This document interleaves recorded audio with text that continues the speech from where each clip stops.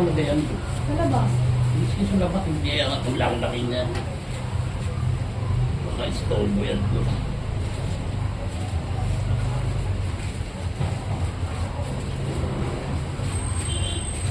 Gusto mo yung ano na lang dito.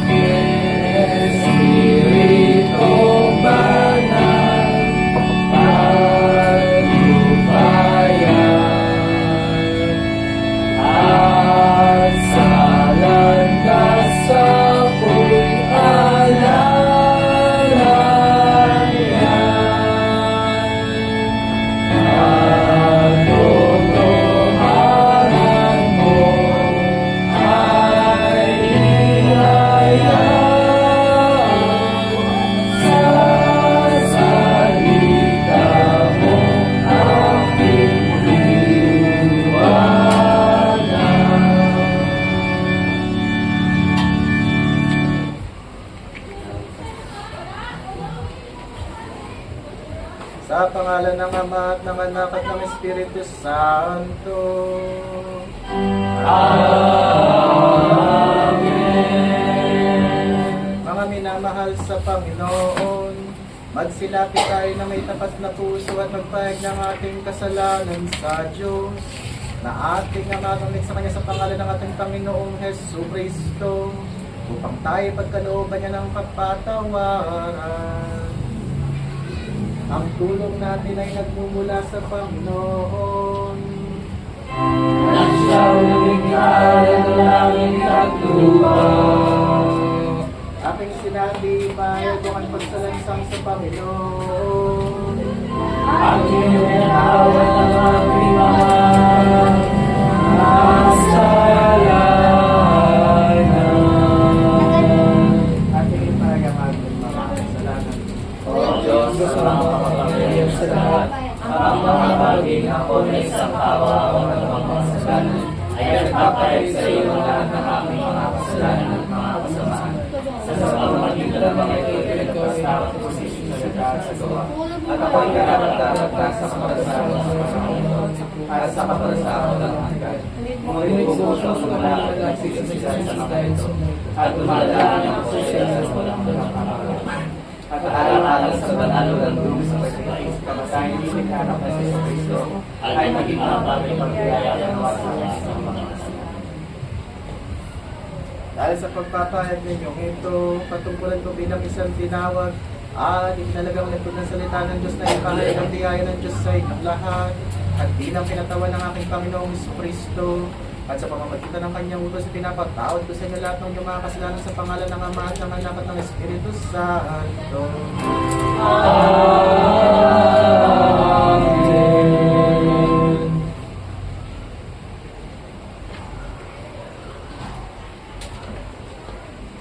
Tanging kong inaasahan ang Diyos na kaligtasan, maako'y pinakawalan sa bitag na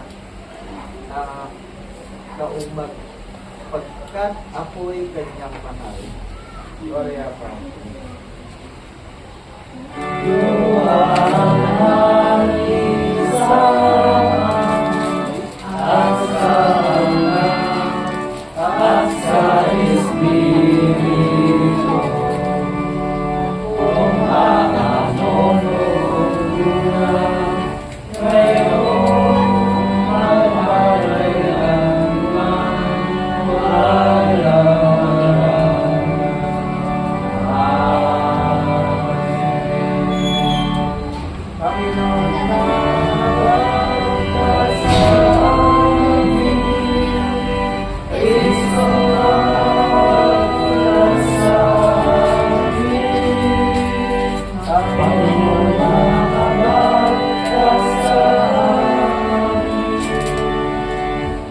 Ang Panginoon ay sumainyo.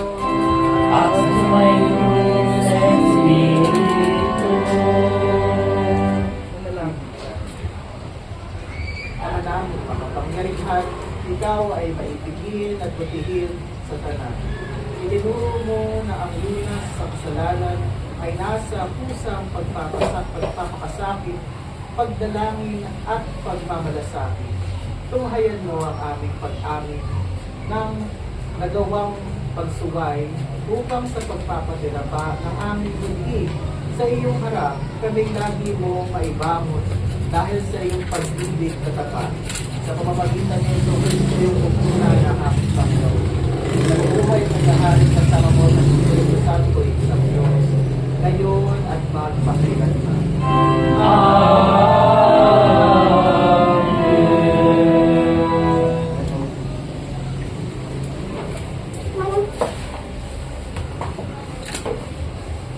Pagbasa mula sa aklat ng Exodo. Noong mga araw na iyon, si Moises ay nag-aalaga sa kawan ng binan niyang si Jethro. Minsan, itinaboy niya ang kawan pagbagtas sa disyerto at nakarating siya sa Horeb, sa bundok ng Diyos. Doon, ang anghel ng Panginoon ay nagpakita sa kanya, parang ningas sa gitna ng isang mababang punong kahoy. Kitang-kita ni Moises na nagliliyab ito, ngunit hindi nasusunod. Kaya't sinabi niya sa kanyang sarili, katakataka ito. Tingnan ko ngang mabuti kung bakit di nasusunog gayong nagliliyab. Nang lalapit na si Moises, tinawag siya ng Panginoon buhat sa nagliliyab na punong kahoy. Moises, Moises, ano po iyon? Sagot niya. Sinabi ng Diyos, huwag kang lumapit. Ibarin mo ang iyong sandalyas sapagkat banal na dako ang pinatatayuan mo. Ako ang Diyos ng iyong mga magulang, nila Abraham, Isaac at Jacob. Tinakpan ni Moises ang kanyang mukha pagkat natatakot siyang tumingin sa Diyos. Sinabi sa kanya ng Panginoon, nakita kong labis na pinahihirapan ng mga Ehipsyo ang aking bayan. Alam ko ang hirap nilang tinitiis at narinig ko ang kanilang daig. Kaya bumaba ako upang sila'y iligtas. Ialis sa Ehipto at ihatid sa lupang mayaman, malawak at sagana sa lahat ng bagay. Sinabi ni Moises, papunta ako sa mga Israelita. Sasabihin ko sa kanilang ako'y sinugo ng Diyos ng aming ninuno. Ngunit ano po ang sasabihin ko kung itanong nila kung sino ang nagsugo sa akin? Sinabi ng Diyos, ako'y si ako nga. Sabihin mong sinugo ka ni ako nga ng Panginoon, ng Diyos ng inyong mga ninuno, ng Diyos ni na Abraham, Isaac at Jacob. At ito ang pangalang itatawag nila sa akin magpakailanman.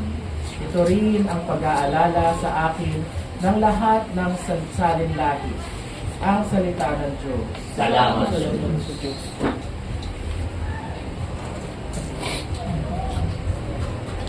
Para sa ating santong lipunan, tugon, ang ating mahabaging Diyos ay nagmamagandang loob. Tugon, Ang ating mahabaging Diyos ay nagmamagandang loob. Panginooy papurihin. Purihin mo, kaluluwa, ang pangalan niyang banal. Purihin mo sa tuwina.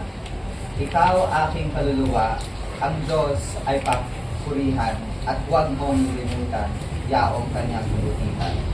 Tugon, ang ating mahabaging Diyos ay nagmamagandang loob. Ang lahat kong kasalanan ay siya ang nagpapatawad. At anumang aking sakit, ginagamot niyang lahat. Sa bingit ng kamatayan, ako ay iniligtas. At pinagpapala ako sa pag-ibig niya katawad. Tugon, ang ating mahabaging Diyos ay nagmamagandang loob.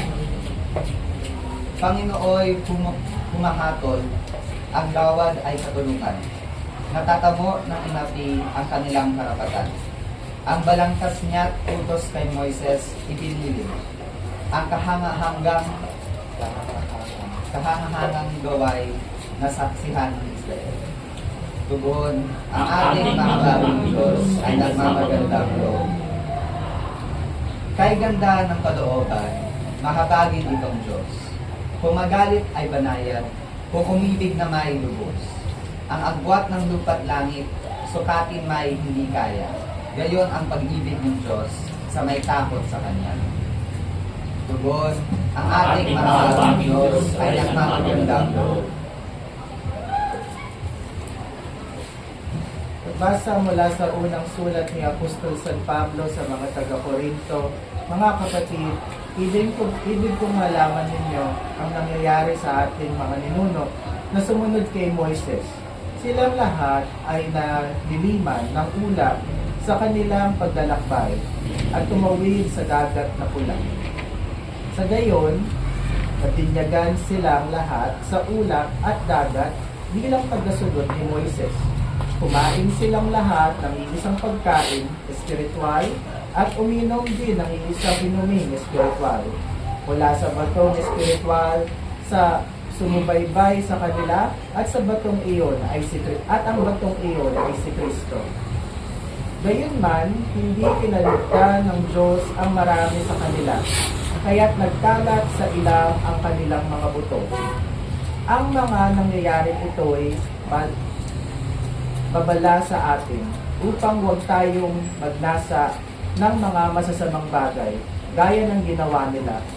Huwag din tayong magreklamo tulad ng ilan sa kanila. Kaya nilipol sila ng anghel na mamumuksa. Nangyari ito sa kanila bilang babala sa iba at nasulat upang turuan tayong mga inabot ng huling panahon.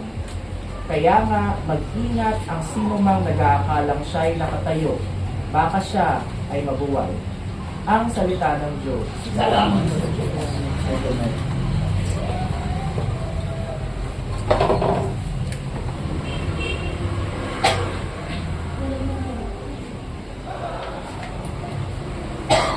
Sinabi ng buong mahal, kasalanan ay kaligtan. Buhay ay pinagsisisihan, maghahain ng ubusan, ang buong Diyos na may tapat.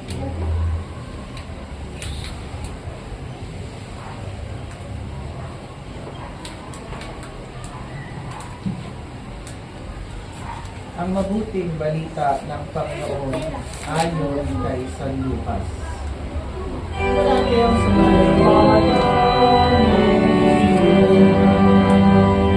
Dumating noon ang ilang tao at ibinalita kay Jesus na ipinapatay ni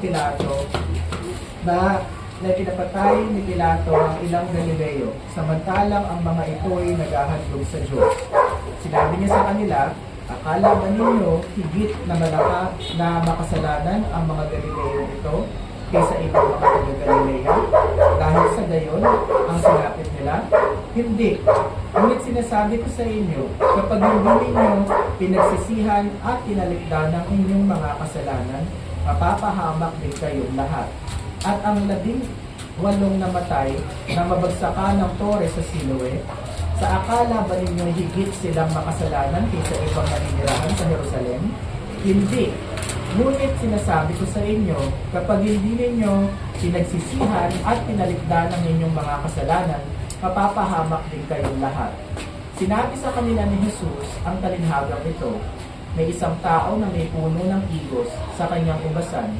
Minsan, tiningnan niya kung may bungat ito, ngunit wala siyang nakita. Kaya't sinabi niya sa tagapag-alaga ng ubasan, 3 taon na ako pumaparito at naghahanap ng bunga sa punong ito. Ngunit wala akong makita. Putulin mo na. Nakasisikip lang iyan. Ngunit sumagot ang tagapag-alaga, huwag po muna natin putulin sa taong ito. Buhukayin ko ang palibot at lalagyan ng pataba. Kung mamumunga po ito, sa darating na taon, mabuti. Ngunit kung hindi, iputulin na natin. Ang mabuting balita ng Panginoon. Sumayo, O Kristo. Bilang mananampalataya ang Kristiyano at tinataya ang ating pananampalataya sa pamamagitan ng Evangelyo.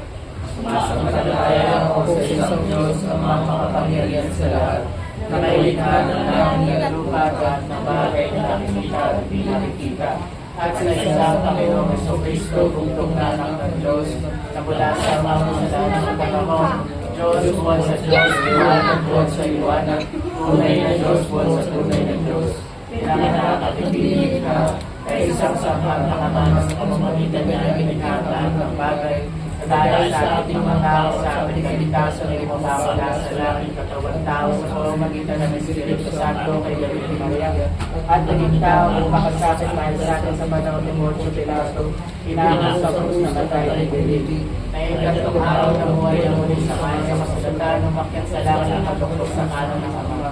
At siya ay babalik ng muli ng iwalwalati ng pangukuhan ng mga buhay at mga patay, at ang kanilang niya ay walang hanggan. At sumasampalataya ako sa Espiritu Santo na pinagkakapagbigay ng buhay na nagmumula sa Ama at sa Anak, na sinasamba at tulungan natin kasama ng Ama at Anak, na nagsasalita sa pamamagitan ng mga propeta. At sumasampalataya ako sa isang banal at Kristiyano na Apostolic Iglesia, naniniwala ako sa isang pinagpapatawad ng mga kasalanan, tumasa sa buhay ng mga patay, at sa buhay ng panahon darating. Amen. Ay, maupo at awit. English. English.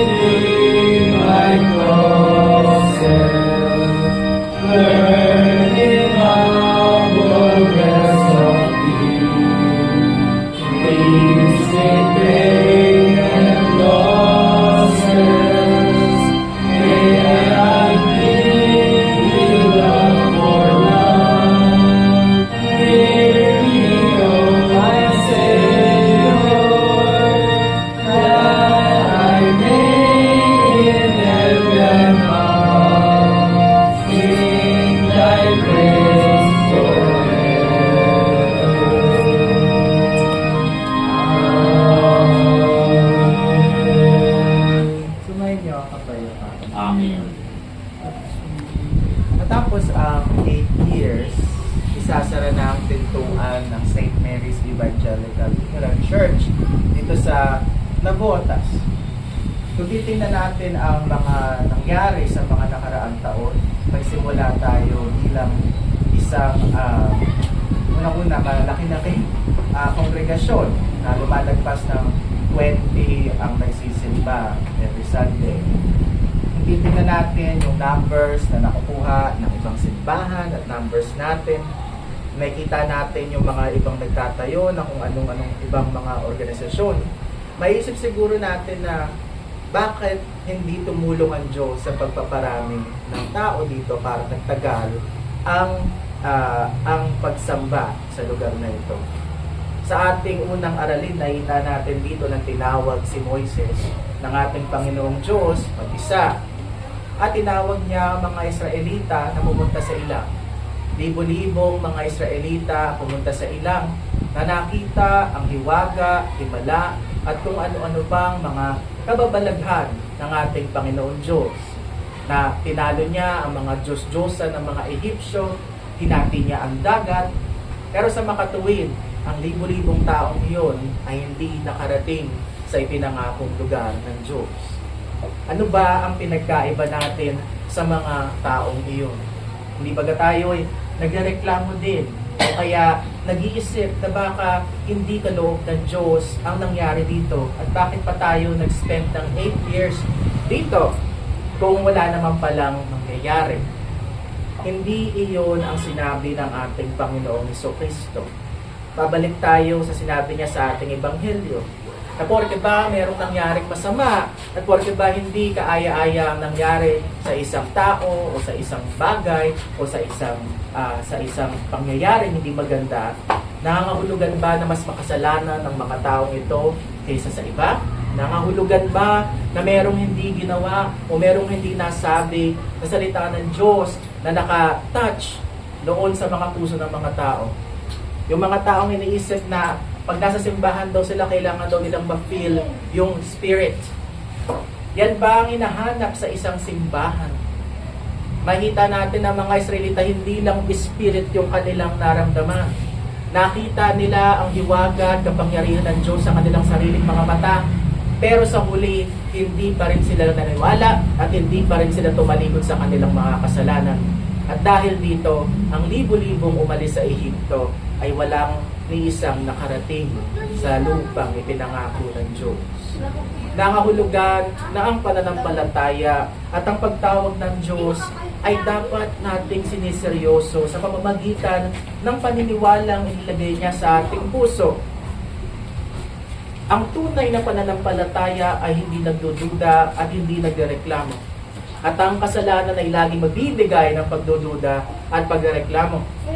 Hindi nangangahulugan na yung mga nagreklamo noon ay mas masama sa atin dahil wala tayong pinagkaiba sa kanila. Ang pinagkaiba lamang natin sa kanila, tulad ng sinabi ng Panginoong Jesucristo, ay ang pagsisisi at ang pagtalikod sa kasalanan. Nating inaalala ngayong panahon ng Kwaresma. Ang pagsisisi at pagtalikod ang nagbigay ng paraan para hindi masawi ang napakaraming tao sa galit ng Diyos. Lahat naman sila ay nagreklamo, pero hindi lahat sila ay pinatay. Lahat naman sila ay sumamba doon sa Diyos-Diyosan, na halos lahat naman sila ay sumamba doon sa Diyos-Diyosan, pero ang mga nagsisi ay hindi nasawi at hindi pinatay. Katunayan, binigyan pa sila ni Moises sa pamamagitan ng salita ng Diyos ng paraan para magsisi. Na kung sino raw ay sa Diyos ay sumakanya at kung sino doon sa gintong baka ay dumuon at saka tinataw ng Diyos ang kanyang kaparusahan. Hindi ang kanilang kabaitan ang nagtulak sa kanila para magsisi sa kanilang mga kasalanan, kundi ang salita ng Diyos na nagbigay sa kanila ng pananampalataya. At ang hindi pagtalikod ng nakararami ay hindi rin nanggaling sa kanilang sarili, kundi sa pagtanggi nila sa pananampalatayang ibinigay ng Diyos sa pamamagitan ng salitang ibinigay niya kay Moises noong panahon na iyon. Napakalinaw na sinabi ng ating Panginoong Jesucristo na ang pagsisisi at pagtalikod ay sa Diyos palagi. At ito ang ating pinangangawakan sa simbahan na ito, kahit saan man ito maitayo magmuli. Hindi tayo titigil sa sa paghahayag ng mga bagay na ito dahil lamang merong hindi gustong makinig. Ano nga ba ang mangyayari kung sinabi ni Moises na ayoko kausapin yung mga Israelita? Dahil reklamo sila ng reklamo. Nawala nang ni isa sa kanila ang naniniwala sa iyo dahil gumawa sila ng Diyos-Diyosan. Sumasagot palagi ang Diyos na sinasabing, ang aking salita ay lagi magbibigay ng pananampalataya sa puso, mga isip ng mga tao. At merong makakarinig niyan at tatanggapin ito sa kanilang mga puso na magiging bunga ng kanilang pananampalataya. Ang paniniwala, pagtalikod at pagsisi dahil sa kanilang mga kasalanan. Isip-isipin natin ang estado natin sa buhay ngayong mga panahon na ito. Na kahit pa ang okasyon na ito ay hindi kaya-aya, huwag natin isipin na dahil ito sa galit ng Diyos sa atin. Na dahil meron tayong hindi nagawang tama. Kundi dahil nandito tayo sa mundo na punong-punin ng kasalanan na bumubulag sa napakarami para hindi maniwala at para hindi para talikuran ang pananampalataya. Sa panahon at natitirang panahon ng Kwaresma, lagi nating isipin ito sa ating mga pag-aayuno at pagtitiis. Isipin natin kung ano ba ang ibig sabihin ng mga bagay na ito at bakit ginawa ni Kristo ito para sa atin. Nang malaman natin ang tunay na essence ng pananampalataya, na ang buhay ng isang Kristiyano ay laging buhay ng pagsisisi. Nakausap ko ang ating obispo kagabi at sinabi ko sa kanya yung unfortunate na news. Nang sinabi sa akin ng obispo, matagal mo nang hinihingi na magtayo ng simbahan sa isang subdivision. God, di ba? O, ayan na, binigay na sa'yo. Hindi natin malalaman ang isip ng Diyos at kung bakit niya tayo pinapadala sa kung saang lugar. At di natin lalo malalaman kung sino ang maniniwala. Sapagkat tulad ng sinabi ng ating obispo, ikaw ay tagatanim lamang at taga-ani. Walang magsasaka na kayang patubuin ang kahit anong halaman o kahit anong gulay o kahit anong grain. Ang Diyos palagi ang nagpapatubo niya. Ang trabaho lamang ng isang magsasaka ay maghasik ng maghasik. Yan ang sabi ng ating obispo. Kaya naman, binigyan niya ako ng isang mensahe. Na sinabi niya sa akin na kahit saan pa ako naroroon, ang salita ng Diyos ay laging mangingibabaw at ang katotohanan ay laging magbibigay ng pananampalataya sa lahat na nakikinig dito. Kahit saan man ikaw pumunta. Dahil ang Diyos ay Diyos ng lahat. Lahat ng lugar, lahat ng oras at lahat ng bagay. Nawa ang mensahe ng ating obispo magbigay ng tunay na kapayapaan sa ating mga puso sa mga panahon nito. Magmistulang itong comfort para sa atin. At kung saan man tayo mapadpad, tulad ng mga Israelita, alam natin na ang alapaap ng ulap at apoy ay laging sumasa atin. Na ang presensya ng Diyos ay laging nandoon kung saan nagtitipon ng mga tao sa pamamagitan ng kanyang salita at ng kanyang tunay na katawan at tunay na dugo. Nasa sa atin si Kristo kahit saan man tayo naroroon at nagtitipon. Ito nawa ang patuloy na bibigay sa atin ng kasiguraduhan na si Kristo ay laging sumasa atin ngayon at magpakailanman. Sa pangalan ng Ama at ng Anak at ng Espiritu Santo. Amen. Tayo tumayo at awitin ng magdawat.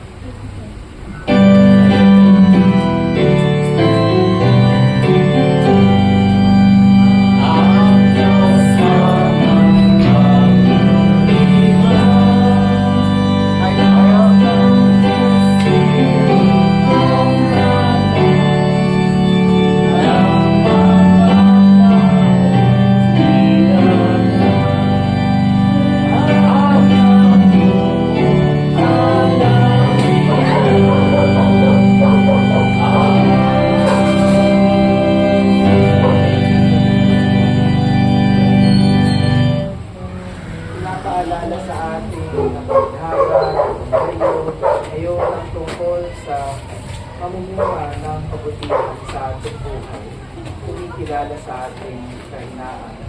Tayo ngayon humiling sa tulong ng Panginoon para sa atin at sa lahat ng tao. Panginoon, tulungan mo ang aming panalangin. Panginoon, tulungan mo ang aming panalangin. Para sa simbahang laganap sa pamumuno ng lahat ng mga pastor at ministro sa Obispo, ay tapat na tumutupad sa kanyang misyong na matnubay sa mga tao tungo sa kaligtasan. Manalangin tayo sa Panginoon. Panginoon, dinggin mo ang aming panalangin. Naway lahat ng nagdurusang, pisikal o espiritual, ay magtiwala sa Diyos at magtamo ng tulong mula sa kanilang mga kapatid. Manalangin tayo sa Panginoon. Panginoon, dinggin mo ang aming panalangin. Naway dinggin ng lahat ng makasalanan ang panawagan para sa pagbabagong loob at talikdan ng kanilang mga samang pamumuhay. Manalangin tayo sa Panginoon. Panginoon, dinggin mo ang aming panalangin.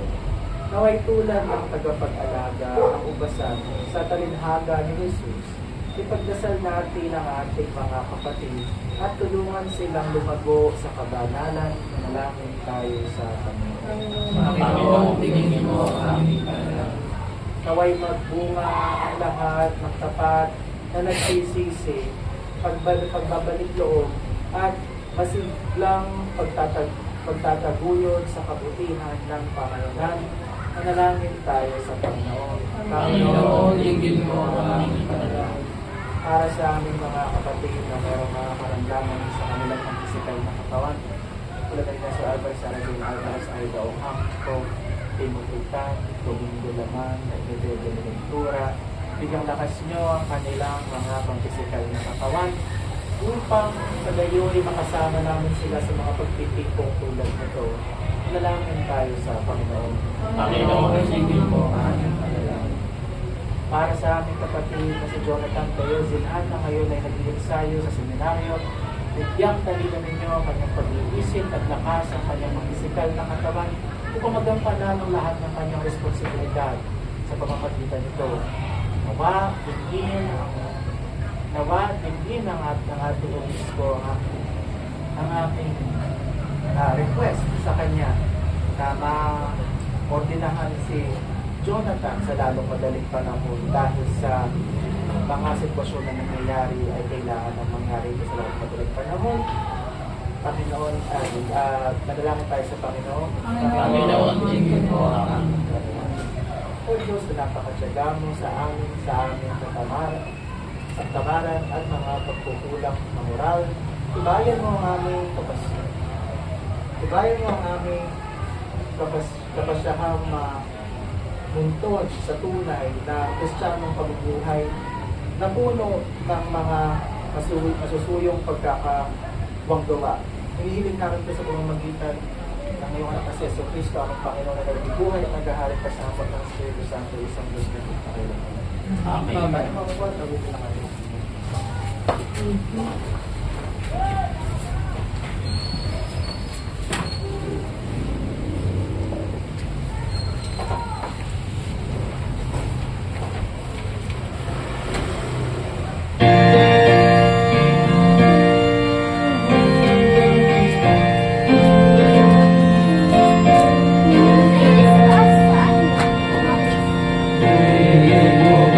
Sa sarang lumaya,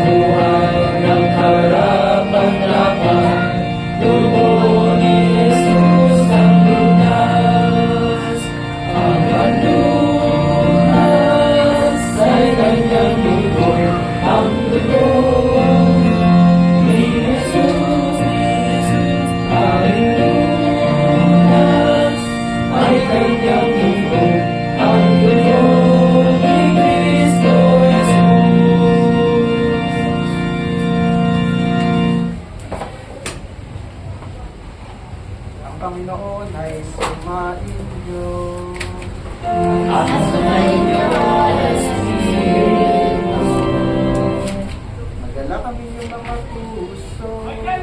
Magalakbay, sama aming Panginoon. Magpasalamat tayo sa ating Panginoong Diyos.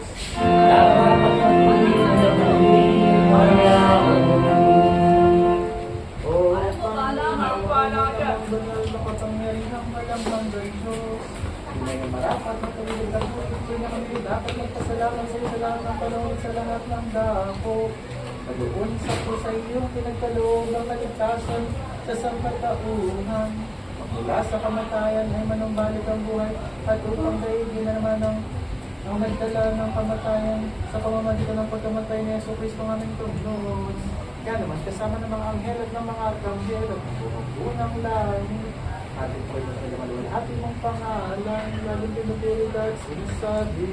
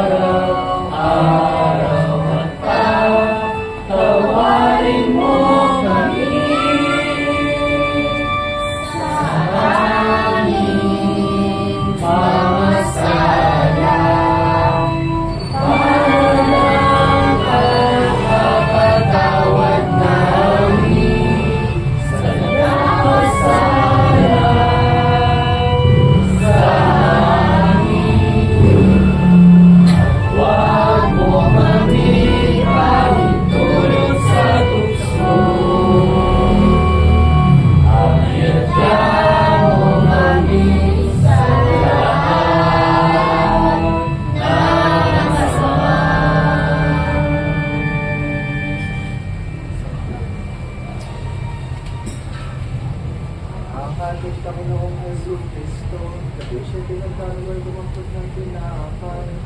Matapos magpasalamat sa Diyos at kung pinagpirapirapan sa tingin sa mga alagad na sinasabi, ininyo at kanin, ito ang aking katawan, nilibigay kami sa inyo.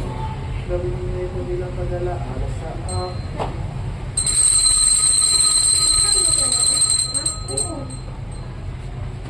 Sa ganyan paraan ay nawakan niya ang sarap at tapos nakapaghapunan at ang mga pagkasalamat niya sa Diyos. Hingay na nagpinigay sa kanila na sinasabi, inom kayong lahat nito, sa pagkalito ang dulo at iban, ang aking dulo na nagbusta sa maraming magpapatay. Gawin niyo ito bilang paglalaan sa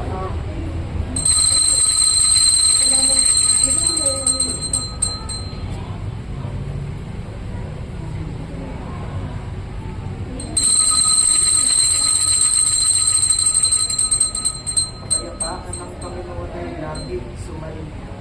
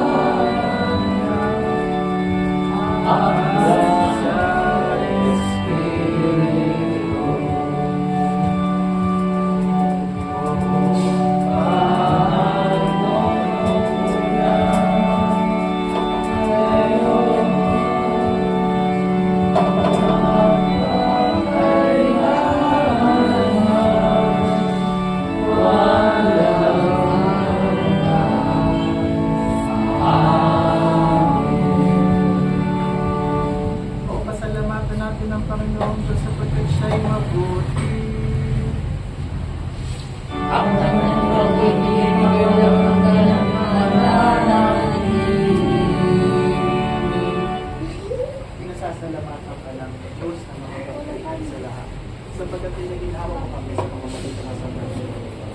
Dinadalangin namin na sa pamamagitan ng Panginoon na ito ay palakas mo mga pananampalataya sa iyo at balikas mo mga ito sa isa't isa. Alang-alang kay Kristo ang Panginoon. Buhay paghahari kasama mo at namutuloy sa sa isang Diyos na magkakaroon.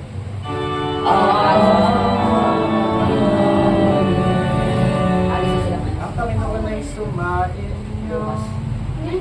At sumayin mo sa Espiritu. Purihin natin ang Panginoon. Pasasalamat tayo sa iyo. Salain na nawa ng Panginoon at ingatan. Maliwan natin nawa ng Panginoon ang kanyang mukha sa iyo at mahabag sa iyo. Ilingap nawa ng Panginoon ang kanyang mukha sa iyo at bigyan ka ng kapayapaan. Amen. Amen.